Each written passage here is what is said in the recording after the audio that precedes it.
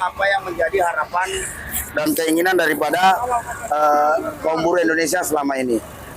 Beliau juga sempat mengutip terkait masalah konstitusi kita bahwa seluruh kekayaan bumi, air, dan segala kekayaan yang terkandung di dalamnya dipergunakan, dimanfaatkan sebesar-besarnya oleh negara, dan beliau juga ingin memberantas korupsi. Nah, ini karena semua juga tahu begitu Prabowo tadi menyampaikan keseriusannya ingin memberantas korupsi, seluruh masa aksi begitu bergelora meneriakan hidup Pak Prabowo. Artinya program-program Pak Prabowo itu yang terkait masalah yang dia sampaikan tadi, terkait masalah kekayaan negara, korupsi, terus kesejahteraan kaum buruh, petani, nelayan disampaikan tadi betul-betul disambut positif oleh kaum buruh yang hadir tadi. Dan ini merupakan sebuah surprise juga saya kira ya, karena selama berpuluh-puluh tahun setelah Pak Soekarno yang berani merayakan May Day, ini baru kali ini ada Presiden RI lagi yang ingin dan sangat senang dan sangat hormat atas undangan yang diberikan oleh panitia penyelenggara May Day dari gabungan Konfederasi Buruh tadi itu untuk merayakan, memperingati Hari Buruh Internasional. Kemudian tadi ada isu mogok besar-besaran Pak, kalau misalkan buruh tani nggak dipenuhi. Ya, saya pikir hari ini kan Prabowo baru menjalankan kurang lebih 6 bulan lebih lah ya. Suatu hal yang mungkin sangat lumrah, bahwa itu masih menjadi waktu yang sangat sempit sekali untuk menjalankan begitu banyak agenda akibat kegagalan rejim sebelumnya 10 tahun belakang ini yang gagal memperbaiki kehidupan kaum buruh, petani, dan ekonomi kita. Maka dari itu ya kita berharap memberikan waktu sampai May Day tahun depan. Jika beberapa tadi yang disampaikan oleh Pak Prabowo tidak ada yang terrealisasi, atau minjam istilah Pak Prabowo sendiri omon-omon saja, maka ya saya pikir sebuah realitas tersendiri juga bagi pemikiran-pemikiran kaum buruh menuntut apa yang dia pernah ucapkan. Karena seorang pemimpin yang memiliki integritas, patriotik sejati, dan memahami betul konstitusi, itu harus berani bertanggung jawab dengan apa yang dijanjikan kepada rakyatnya. Dan harus dia bisa mengimplementasikan janji-janji itu. Karena rakyat ini udah capek dibohongi. 10 tahun menderita gara-gara rejim sebelumnya itu kan. Nah, ini yang perlu ke depan yang harusnya Prabowo perbaiki itu. Jangan lagi seperti ada presiden-presiden sebelumnya yang hanya kasih janji-janji palsu gitu loh. Kita udah capek lah, buruh ini udah capek. Bahkan kemarin undang-undang yang begitu ganasnya, yang undang-undang Omnibus Law, yang nyata-nyata dinyatakan inkonstitusional oleh Mahkamah Konstitusi, bukannya diperbaiki, malah keluarin perpu. Ya gimana buruh nggak demo besar-besaran terus? Sebenarnya kita ingin demo besar-besaran. Namun karena ada itikat baik dari Presiden Republik Indonesia untuk datang menghadiri peringatan Buruh Internasional, maka ya tidak ada salahnya. Apapun kita demo-demo besar-besaran kan ujung-ujungnya juga kan penyampaian aspirasi.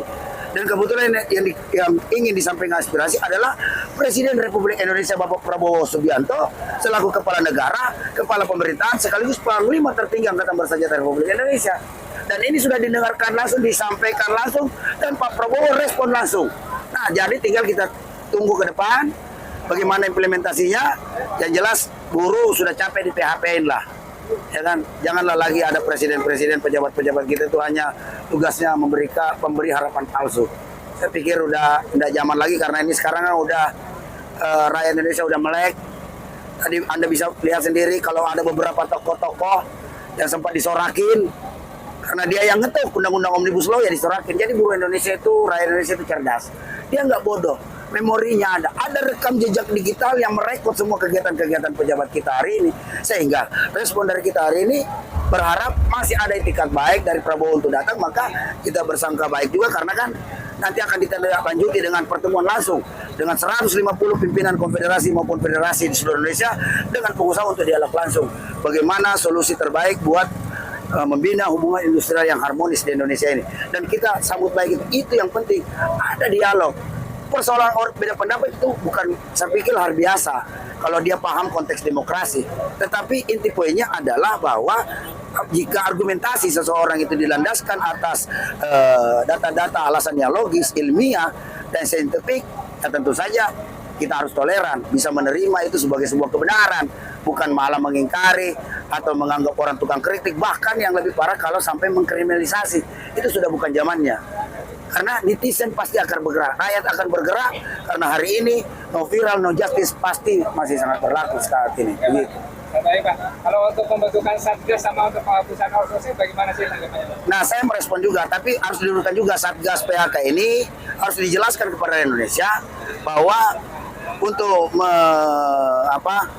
mengkanter opini-opini sesat yang menyesatkan, yang ketika misalnya ada program pemerintah membentuk Satgas PHK seakan-akan buruh ini udah siap di PHK. Tetapi harus lebih banyak dijelaskan Satgas ini. Mungkin dari sisi nama, mungkin saran saya bagusnya namanya diganti menjadi Satgas Ketenagakerjaan, di mana mengantisipasi sesemua hal-hal sebelum buruh ter-PHK.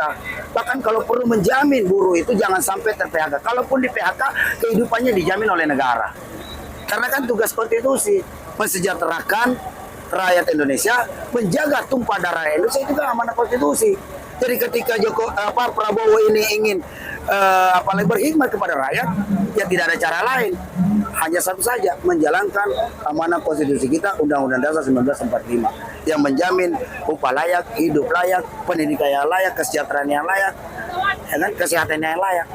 Karena sudah saatnya Indonesia ini berpikir maju, menciptakan kelayakan dari seluruh kebutuhan-kebutuhan rakyat. Karena saat ini Indonesia itu kita dianggap bodoh orang-orang asing, karena mustahil Indonesia yang penuh dengan kekayaan alamnya yang melimpah ruah, ya kan, dari Sabang sampai Merauke, pantainya aja panjang, banyak hasil-hasil tambangnya, belum lagi kebun-kebun sawit, kekayaannya berlimpah ruah lah. Jadi mustahil ada orang miskin di Indonesia. Kenapa terjadi kemiskinan? Karena ada kekeliruan, kesalahan dalam tata kelola negara dan tata kelola sumber daya alam dan sumber daya manusia kita. Terakhir Pak, Ya. Tanggapannya untuk pertama kalinya untuk ditemui Presiden mungkin ya Pak Prabowo, bagaimana sih tanggapannya dulu Pak? Ya, saya mewakili teman-teman ya. Saya lihat wajah-wajah mereka ini cerah. Artinya mereka ini 10 tahun terakhir ini kerjaan kami ini demonstrasi aja turun ke jalan setiap tahun. Bahkan bisa dicek di Polda Metro Jaya, dalam setahun itu kita bisa melakukan aksi bisa sampai 100 kali. Hanya ingin mengkritik kebijakan ketenagakerjaan pemerintah. Nah, ini agak cerah. Selama kita melakukan aksi tidak pernah ditemui oleh namanya Presiden. Presidennya malah kabur ke Kalimantan, urus bebek lah, kemana lah alasannya kan. Nah, saat ini justru presidennya yang datang. Lah kalau presidennya datang, ya kita nggak boleh lari dong. Kita harus ada berhadapan dengan dia untuk menyampaikan. Dan alhamdulillah itu bisa disaksikan tadi, buruh menyampaikan, pimpinan-pimpinan tadi mewakili buruh tadi menyampaikan semua aspirasi-aspirasi yang terkini terupdate terkait masalah buruh Indonesia. Dan Bapak Presiden Republik Indonesia Prabowo Subianto itu langsung merespon langsung dan akan segera melakukan gerak-gerakan cepat. Jadi dalam kesempatan ini sekali lagi saya atas nama Konfederasi Buruh Merdeka Indonesia mengucapkan terima kasih atas kehadiran Bapak Prabowo bersama kaum buruh Indonesia, dan juga terima kasih sudah memberikan harapan-harapan. Semoga harapan-harapan itu bisa menjadi kenyataan dan bermanfaat bagi kaum buruh Indonesia, dan tentu saja bermanfaat bagi perekonomian kita, karena tidak boleh ada orang miskin, tidak boleh ada orang kelaparan, tidak boleh ada orang putus sekolah di negara Republik Indonesia yang kita cintai ini, yang gemah ripah Laut Jinawi. Oke, betul. Terima kasih banyak. Sudah lagi? Terima kasih.